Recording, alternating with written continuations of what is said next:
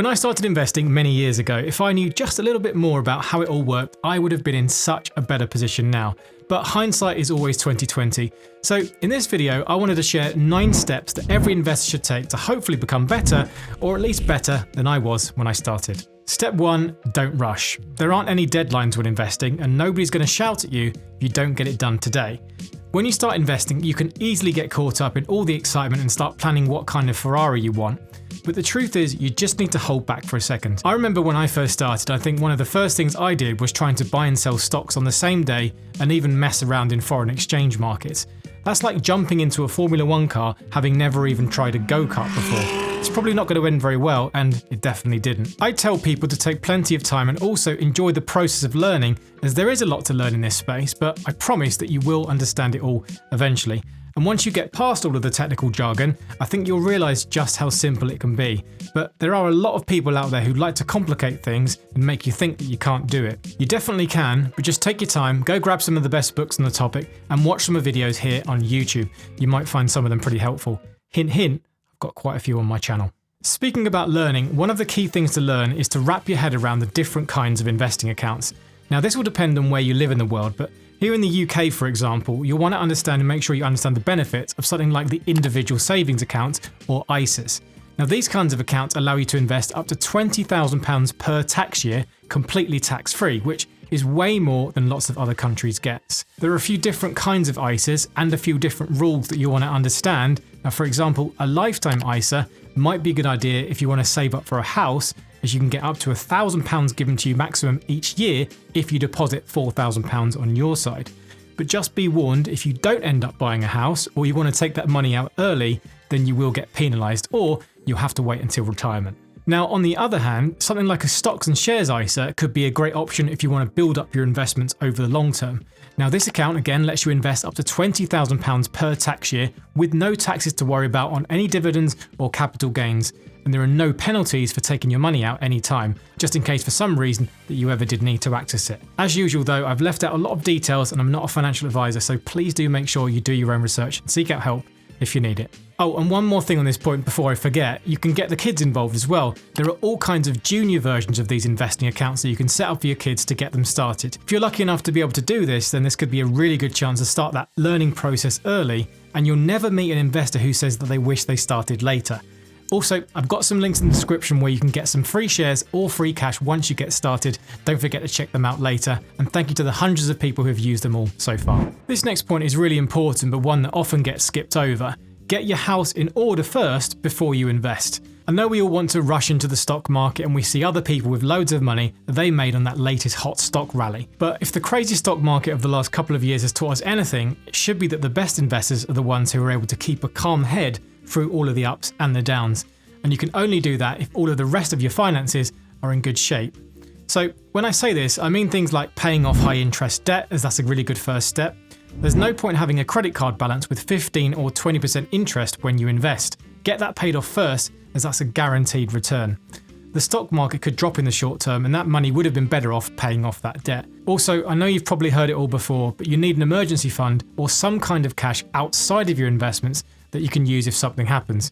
Now, a couple of weeks ago when we had all of that crazy rain in the UK, a leak started coming through one of the bedrooms in my house. And at that point, I was just thinking, how much is this going to cost? £1,800 later and my roof was fixed. It was a total mess up there. Now, I probably got fleeced and could have replaced the whole roof for that price. But the point here is that I had that cash ready to hand to pay for stuff like this. At no point did I have to worry or think, what investments am I going to sell to pay for this? Once you have to start selling your investments, this is when you really start to get into trouble as you start to interrupt that long-term compounding. And this is something that Charlie Munger, Warren Buffett's right-hand man, has said this is one of the worst things you can do. So get the house in order, pay off that debt, get your emergency fund set up, and only invest when that's done. This next point I thought sounded good and I hope you like it. Automate to accumulate. So let me ask you a question. When you pay your mortgage, rent, or phone bill, how much effort and time do you spend on it? I bet that most of you just pay it by direct debit and it comes out of your pay every single month. You don't really give it a thought other than thinking you wish you didn't have to pay it. Now, imagine if paying a bill was time-consuming and complicated. Let's say you had to get a letter each month, could only pay over the phone using a debit card, and you had to be from a certain provider, or that you had to make a payment at a set time of day. You'd probably be pretty annoyed, but also lots of people would probably mess up the payment and end up not even bothering. Investing similar, in my view, one of the best ways you can help yourself become a better investor is to make it super simple and automate that process.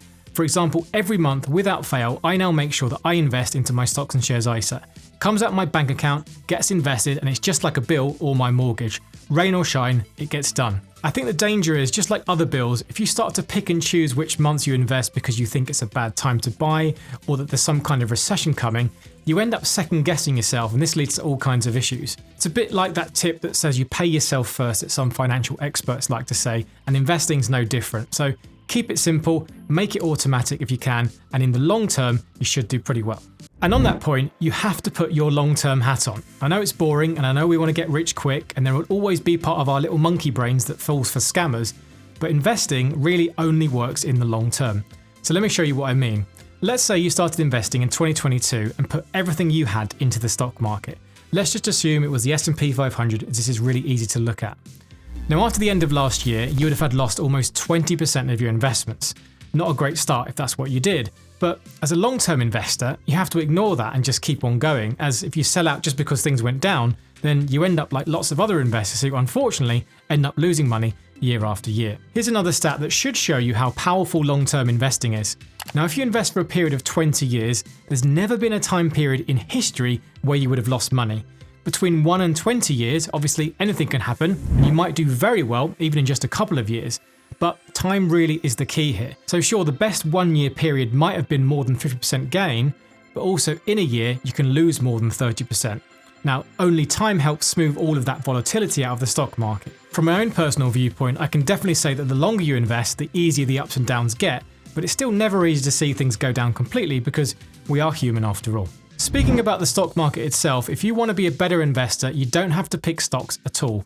I think this part might be one of the most misunderstood parts about investing, where lots of people get put off because they think that they have to roll the dice and gamble by choosing the right companies.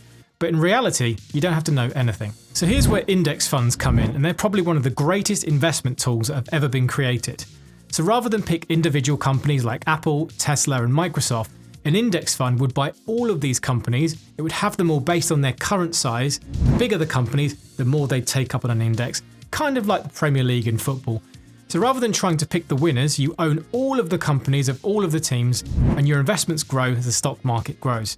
Now, I've done loads of videos on this topic, so I won't go too much into detail here, but if you would have just invested into an index fund like the S&P 500 and done that consistently for the past 20 years with £100 a month, your investments would have been £24,000 put in, but your total value would be worth £80,000 right now, meaning that you've gained 232%, or in cash terms, £56,000. Not a bad return at all, and you wouldn't have spent a single second trying to work out the value of a company or trawling through the balance sheet trying to see if a company was about to go bust because it had mountains of debt. Start with index funds, check out videos on my channel and understand them before venturing into stocks, but if you do buy stocks, feel free, just be very, very careful. Next point, as with anything in life, fees matter. So I'm sure you keep track of all your expenses each month and you look at subscriptions like Spotify, Amazon Prime and Netflix and work out if they're worth paying for. But how long do you spend thinking about how much your investments are costing you? I know when I started, I paid no attention at all and I just ignored the small print and assumed that a tiny percentage wouldn't make much difference, but oh boy, was I wrong. If you're a long-term investor, you need to pay attention even more to fees, as every time you pay them, you have to also work out how much that money could have ended up being over a long period of time. So let's take an example. Let's say you invested £100 a month across 20 years like you did earlier, and you got on average a 10% return during that time. You end up with £72,552.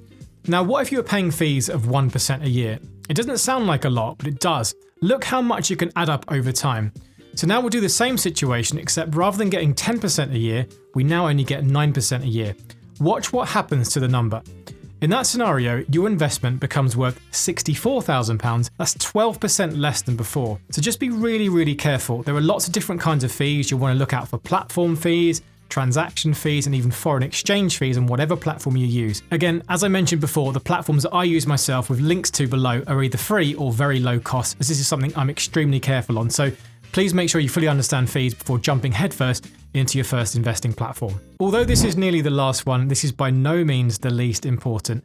Ignore the noise. So So we're so lucky right now as investors to have all the information we need at our fingertips. Like for example, on my phone, I've got all of my investment apps and I can buy and sell whatever stocks I want with just a few clicks. And while that's brilliant and completely game changing, the downsides of all of this tech, that we get bombarded with information on a daily basis with notifications, tweets, news articles, and all kinds of other distractions that all try to influence the way we invest.